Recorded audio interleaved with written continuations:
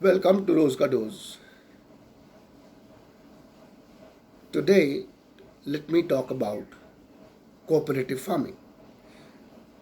One of the best examples is Amul, and I'll tell you why farmers or farming is stretched out, or every time we have to give a bailout package to the farmers, and it is not a permanent fix. It's not a permanent solution. I feel what should be done and why it is not happening, I'll tell you. Firstly, let's understand the problem. The problem is that today all your farmers are emotionally attached to their land, and many of them have very small parcels of lands, maybe a 1 acre, a half acre, a few guntas, where a person cannot do kheti badi. He cannot make it. He cannot produce enough on his land. He cannot afford to buy a tractor because it doesn't require.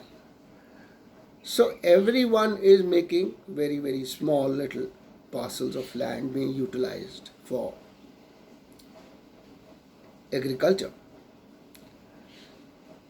He does not want to sell because that's his last bastion. That is his Pushtani Zameen. And he says, this is my safety net. At least I can make a small hut, stay with my family on my own land. So what is the solution? And you need a big farm of, let's say, 100 acres, where you require a couple of tractors, you can do drip irrigation, you can have a separate pump, and things like those. Now let us say government comes up with an ordinance where they say, all right, all of us small farmers can get together and give their land on lease. The land remains on your name. It is given on a government lease, and you make a big cooperative society.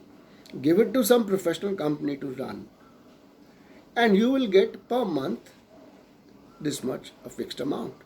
Or you can also have profit sharing.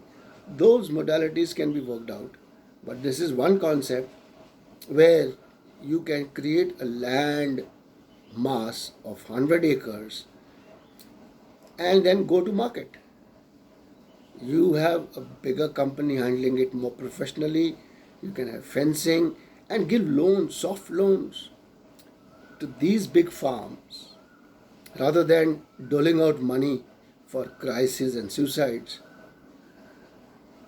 Give money so that these big farms flourish and have a much better production.